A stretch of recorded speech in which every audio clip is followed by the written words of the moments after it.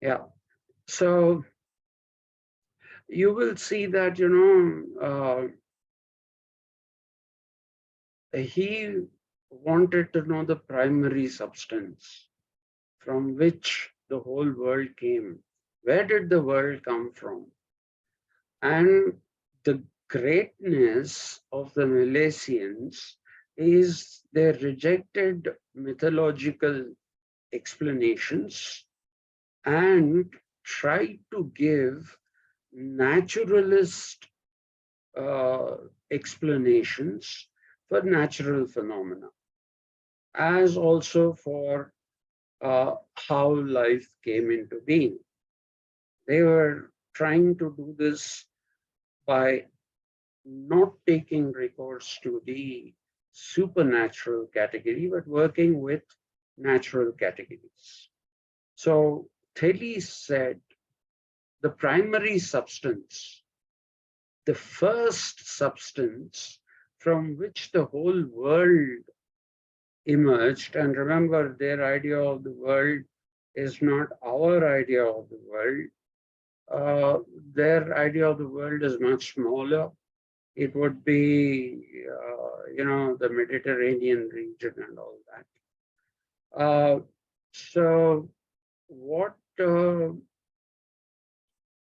Thales was trying to do was trying to say that the primary substance from which everything else has emerged in this world, that primary substance is water. So he believed that everything came from water, and he was actually influenced by the Ionian Sea, uh, which was close to where he was. And so he said everything comes out of water, and that is the primary substance. Yes, ma'am. Sir, good evening, sir. Good evening. Sir, now we are currently dealing with the fourth unit, sir. So in this month only, they are discussing, we have semester exams. So my request is, can you tell from the fourth unit, sir? What will you understand from the fourth unit if I don't Sir, quickly like go? sales and Anaximenes, Milesian and Eleatic School, they are already covered, sir. So tell me about what Parmenides said. Hmm? Tell me about what Parmenides said.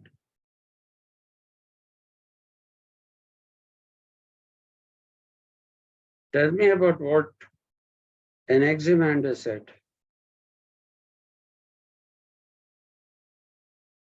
So don't worry, I'll quickly go through this and come to those two chapters that you need to do, units that you need to finish. This have been finished, this thing. So anyway, so you see the greatness of the Milesians is their searching for the world, and they are looking at natural categories. Now, Thales said that the world came out of water, and he said the earth is a disk resting in water.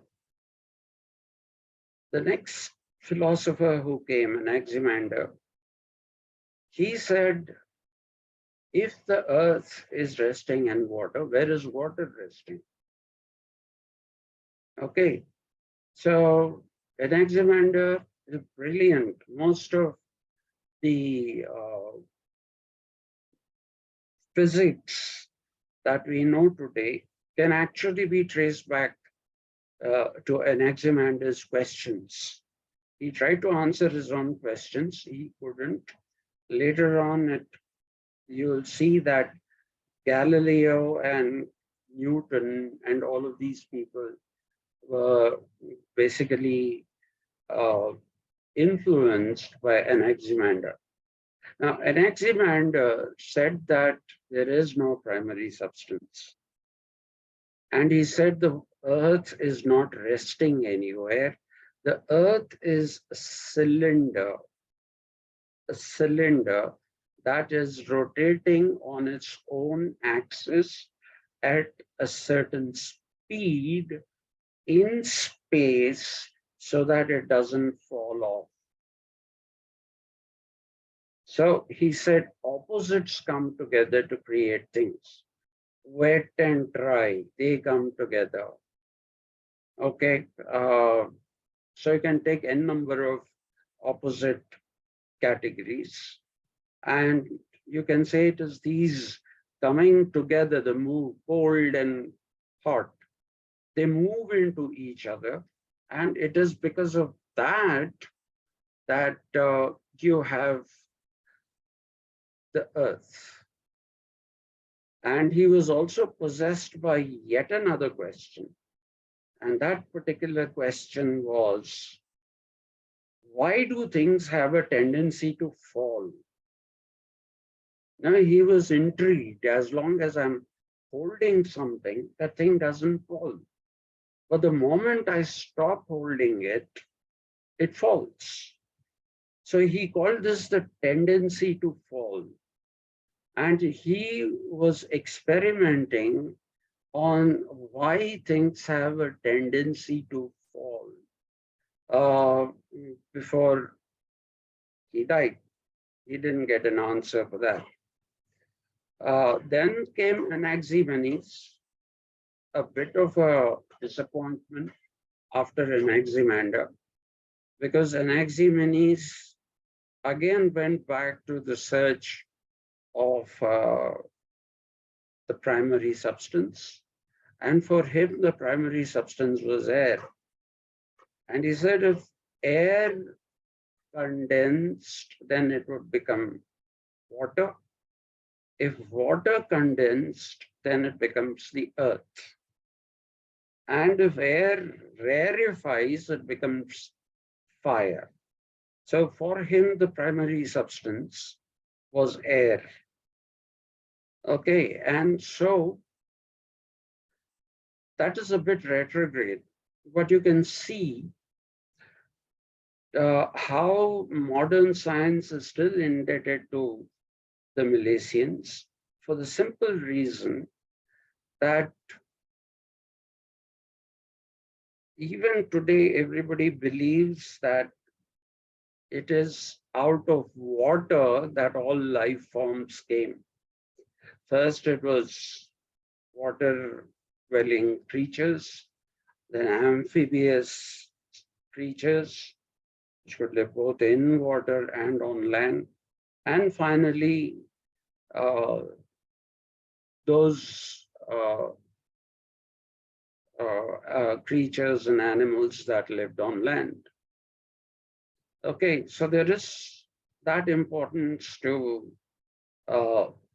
Tellys. I don't have to tell you the importance of Anaximander. I have already told you the idea that the world is a circle spinning on its own axis at a certain rotational speed and thereby not falling off. So all those things, and his questioning of why do things have a tendency to fall. If you look at this, you can see that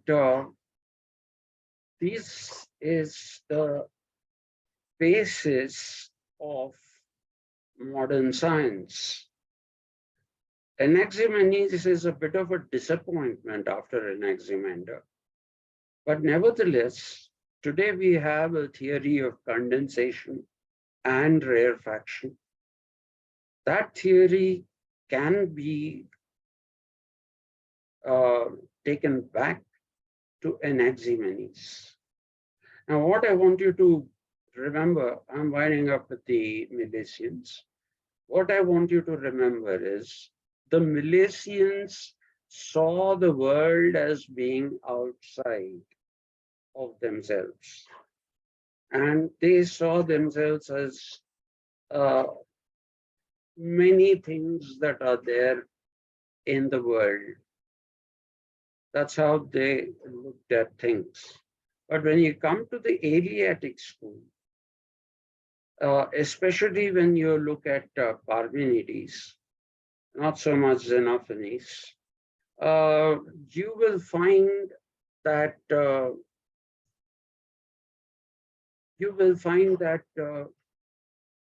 Parmenides had a construct which said that there is nothing in the world that moves. For him, the world is well-rounded, well-ordered, so it has no necessity to move. So he said, nothing in the world moves. And if you see movement somewhere, then that is purely illusory. Now, he had a very interesting debate with Heraclitus. Heraclitus very famously said, you don't step into the same river twice, which means you step into a river, come out, and after some time, again, when you step into that river, that is not the river you stepped into in the first place. Parmenides said this is nonsense. Because he said if the river is moving, then it shouldn't always be there. If it is moving, it should go. It should be gone. Okay, it should be gone. Why is it still there as a river? So he said, are the oceans moving? You see water in the oceans in the form of waves. Are they moving?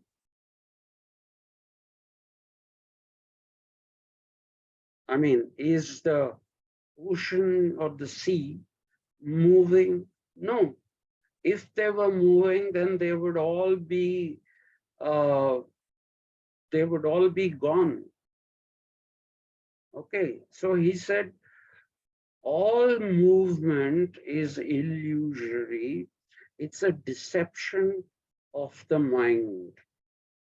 It's a deception of the mind. And this is something Hegel picks up much later.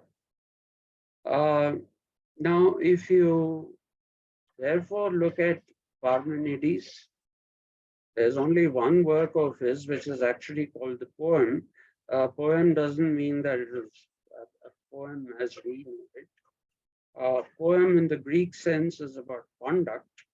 And so he wrote this work called the poem, and it was up to Zeno to make sure that whatever little fragments of the poem of Parmenides were there, they remained with him. And so he preserved it for posterity. And Parmenides and Zeno had visited Athens. So they had met a very young Socrates.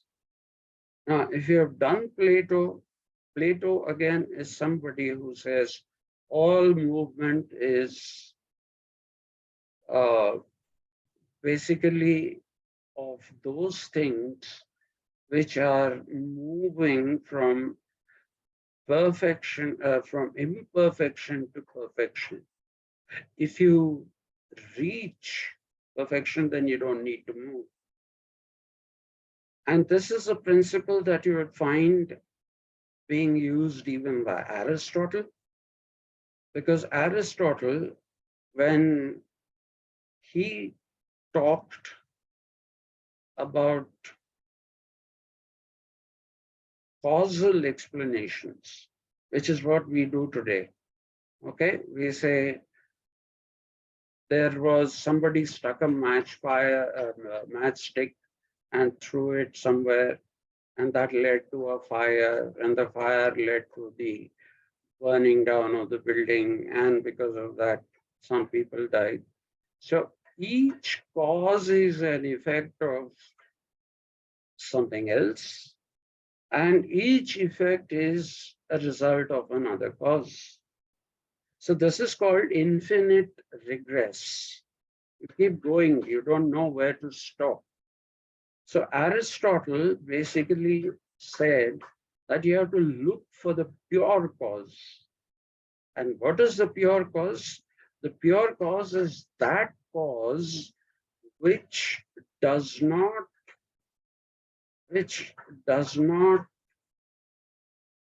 become the effect of something. It is a cause that causes everything else. So he said, God is perfection. God doesn't need to move, but the universe needs to move. And there's a strong ethical component to the philosophy of Aristotle, where he's talking about, I'm sure you've been told city-state. It's not city-state. There were no city-states then. It's a polis. I don't have the time to go into explaining how the polis is different from this thing. And neither is it a state as we know it. Okay, and there was no democracy in Athens, sorry. There is no democracy. All you have is a group of people called the Politai, Politai. The Politai has been translated, unfortunately, into citizens. The Politai were the important people from various villages that constituted a polis. So they gathered at the Acropolis, which is at the center of the polis, to discuss matters. Everybody didn't have a say in what was happening. There was no direct democracy of any kind anywhere. So, okay, now I'm not going to go deeper into that. Incidentally, you must keep in mind that translations are very, very deceptive. What Plato's book, what is the name of the book that you are familiar with, Plato? Quickly. Of course you know the name. The Republic. The Republic. That's not the name of the book that... Politia.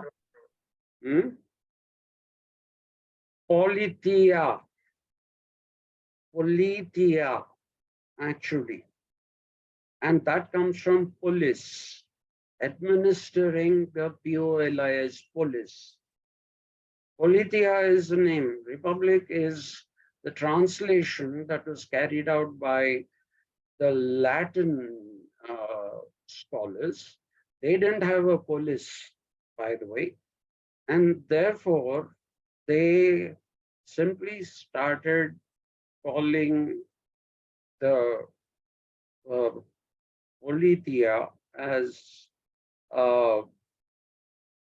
what should we say, as the Republic, because the ancient Romans, prior to Julius Caesar, had a ancient republican form of government. I can't go into that now.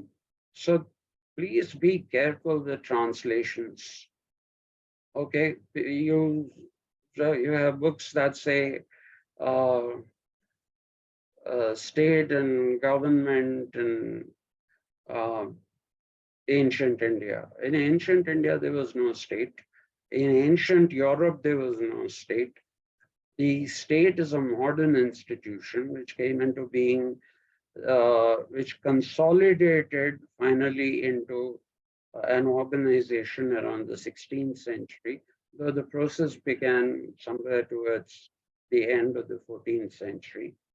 So it's a modern institution, okay, and government is institutions of governance.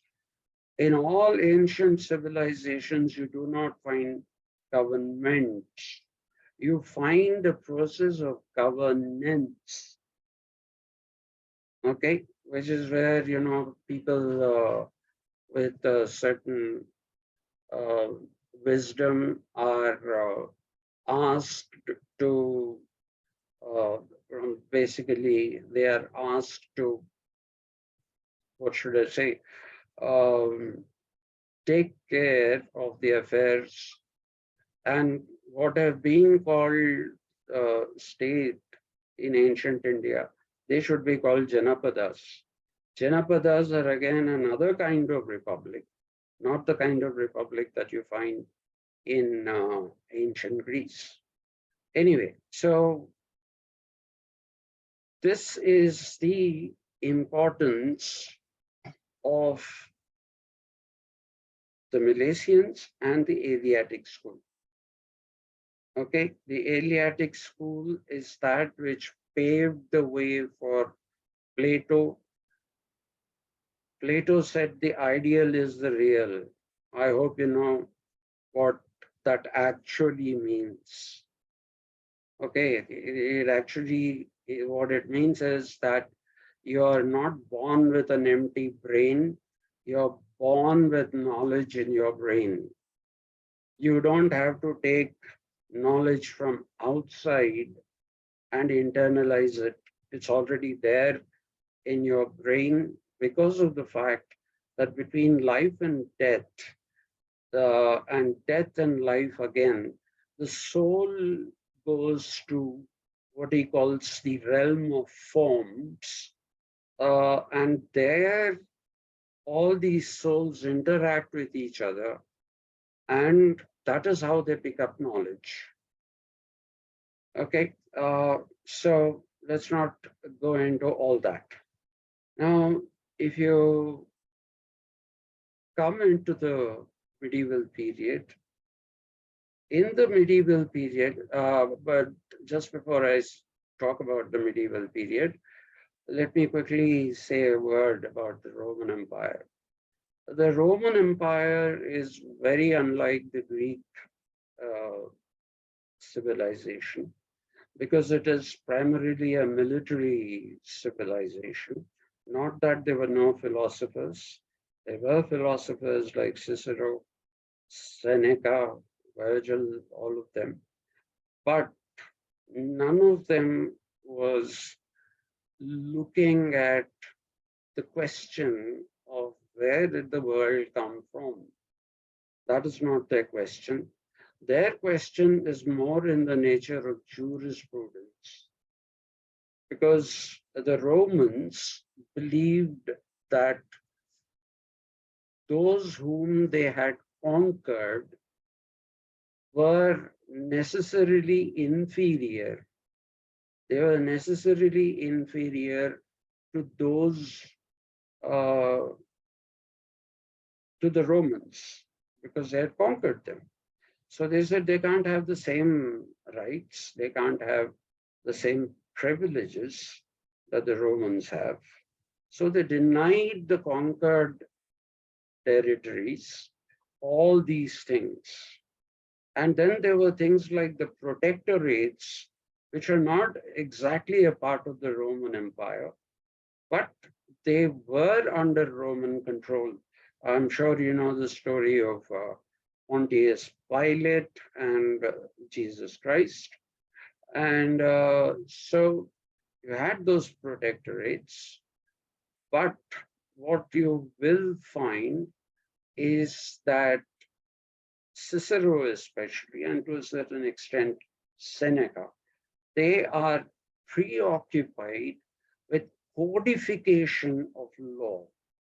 Till the Roman civilization, you do not have codified law Today, our constitution is codified laws.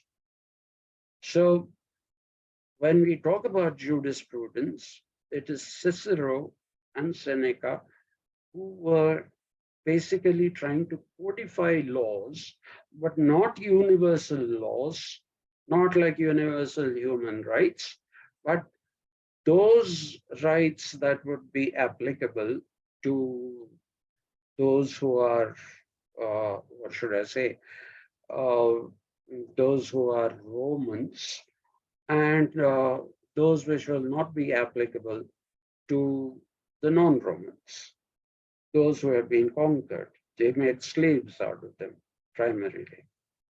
Okay, so what you need to remember here is that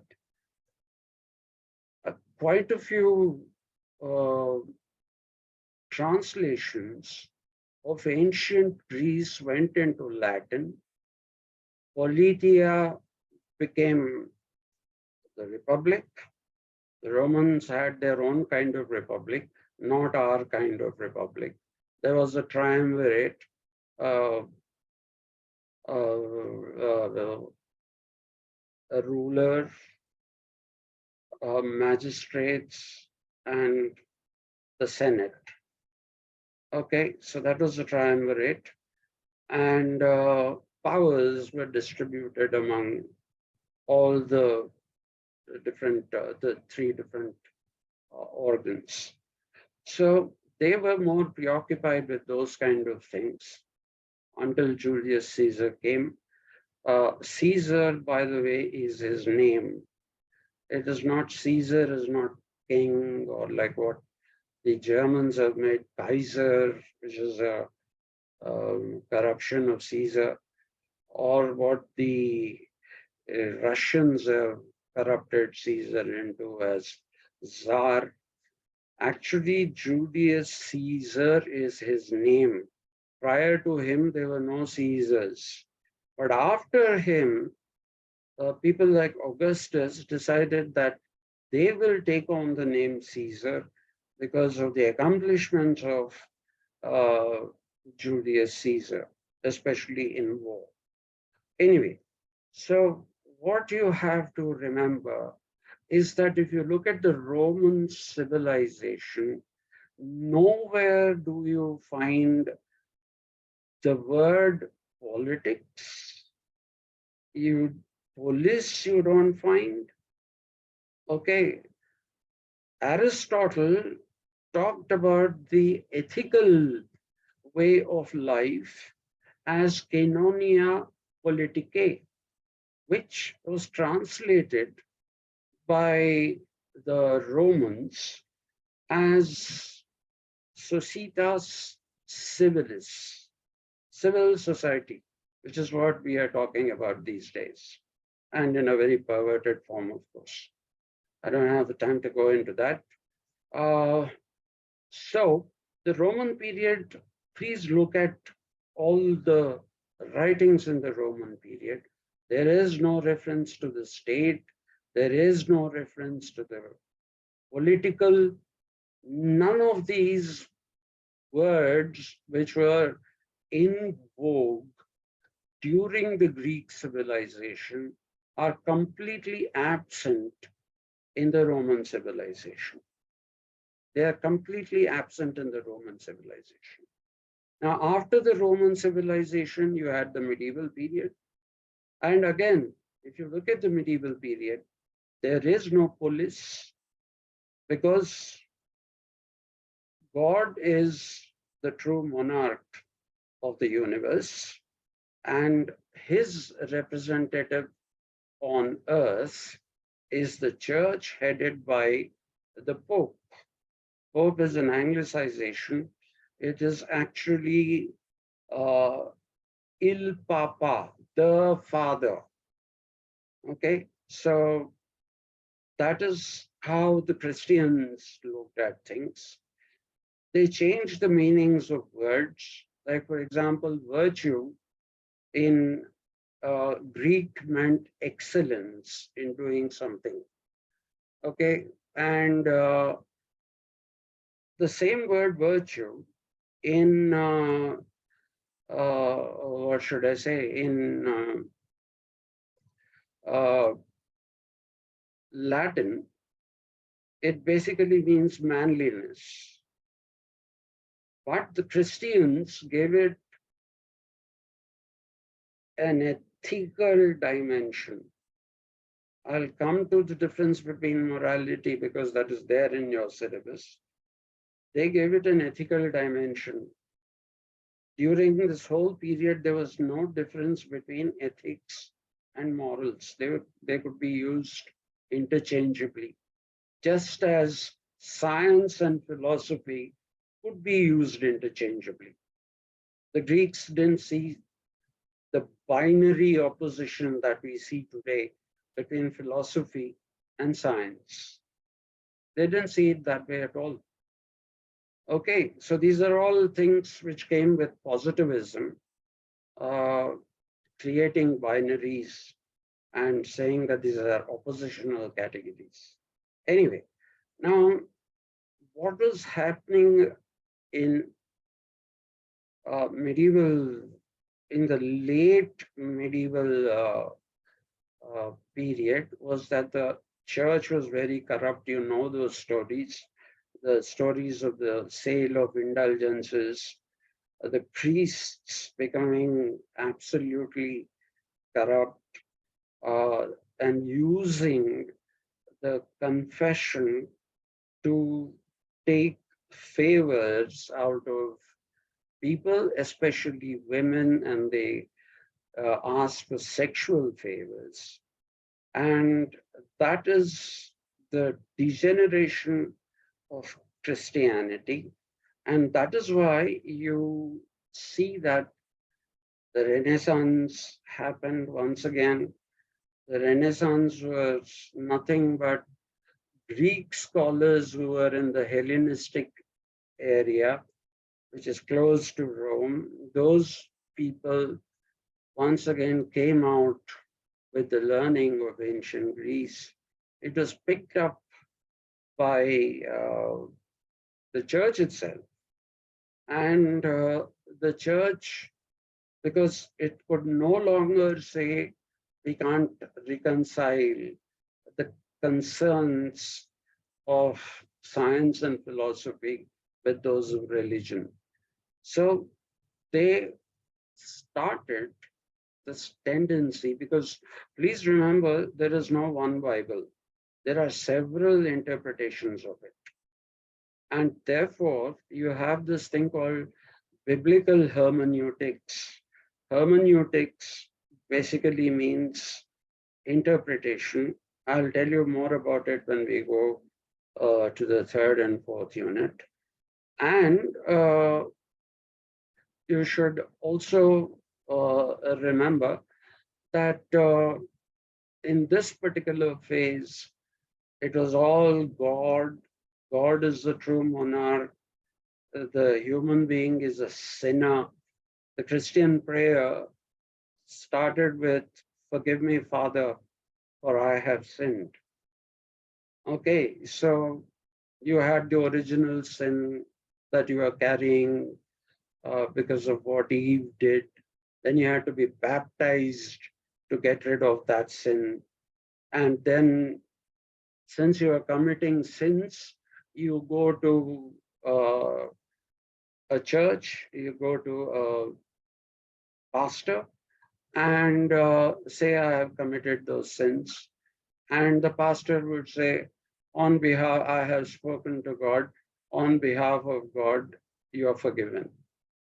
Okay, now Martin Luther had a problem with this uh, because the Renaissance had once again opened the world in a different way to the people. And Martin Luther said, if a preacher or a clergyman can talk to God, why can't you? Is he a superhuman being who can talk to God? And at that time, you had the invention of the printing press. So Martin Luther took up this massive task of translating the Bible from Latin to the vernacular languages of Europe. And the printing press was able to bring out many copies of this, distributed to the people. And Martin Luther said, find out for yourself. This is what the Bible is, and this is what your priests are telling. So you would find that this is one part which led to the Reformation movement. The Reformation movement very aptly is termed by Max Weber as the Protestant Ethic. In the medieval period of Europe, people could not protest against anything. They could not protest against the church. There used to be feudal guilds. You couldn't protest against it. If you were born into a potter's family, then you had to be Harry Potter. You couldn't be Harry Carpenter. Okay, so in that sense, your traditional vocation, the vocation of your family, automatically became your own vocation. So whether you liked it or not, whether you were interested in it or not. So the individual was completely decimated. But with the Protestant ethic, what happened is Martin Luther showed to people that they can protest. There is nothing sacred about what the clergymen say. He said, if they can talk to God, you can also talk to God. So that is the Reformation, which is based in protest. And since that is the first big protest against such a powerful institution as the church, it came to be called, no, Martin Luther did not talk about individualism. Individualism comes with John Locke. What Martin Luther advocated is that you can get in touch with God yourself. That is what he said, and that thing of getting, sorry, this particular thing, protesting, said that you can protest against anything you don't like because you're a rational being. So Martin Luther tried to establish the idea, succeeded in establishing the idea that man is rational and is capable of understanding things without some agency telling him what to do, which is the church. Now, after this happened, you know the story of King Henry the VIII, how he converted the entire Great Britain, the nation of Great Britain, into a Protestant nation and gave an alternative seat of authority to the St. Peter's Cathedral, which is in Rome, which was being headed by the Pope. Here he said, I'll head the church.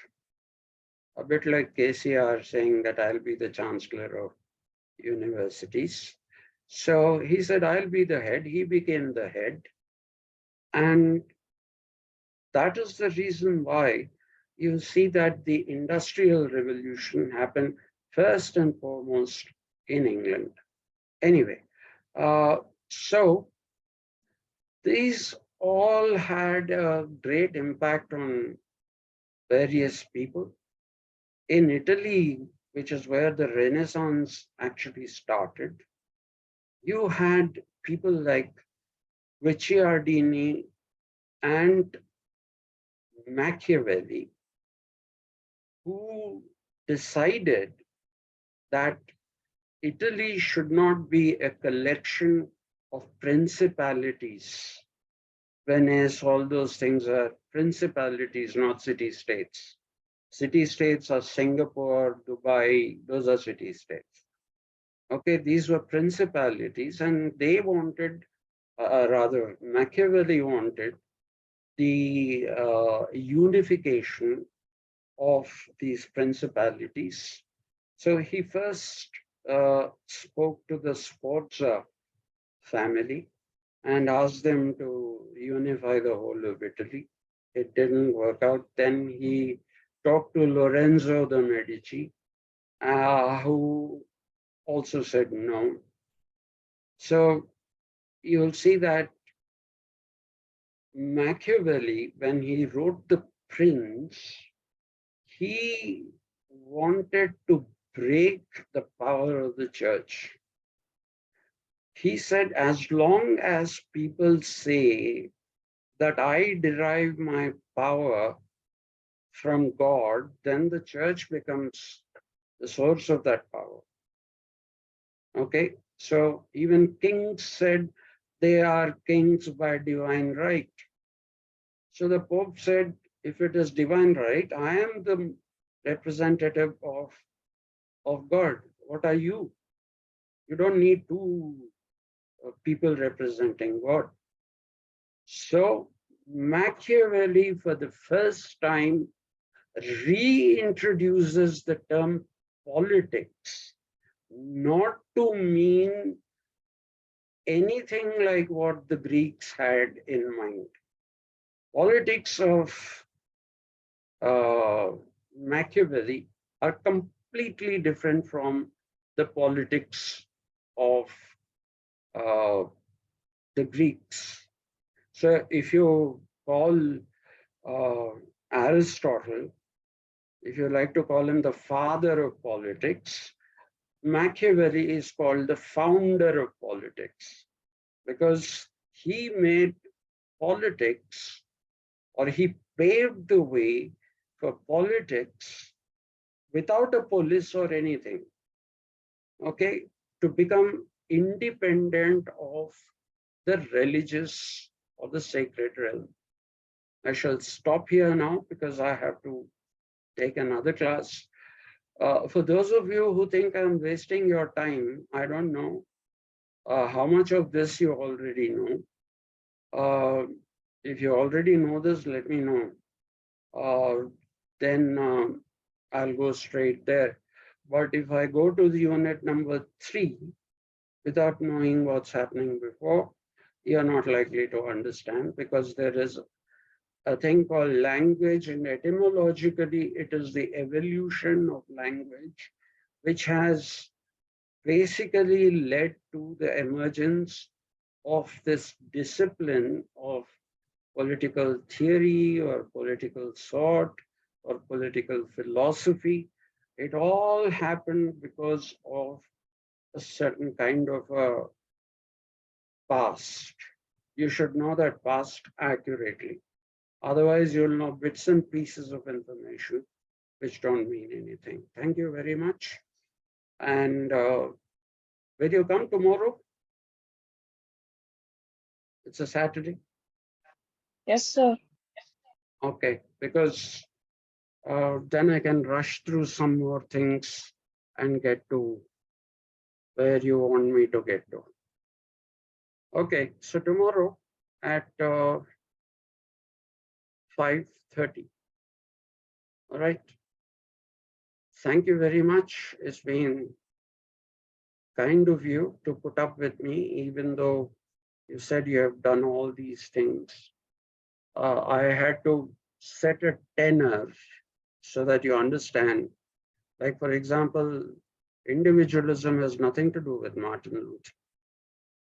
Okay, individualism is a completely different thing. I'll explain that when we come to John Locke.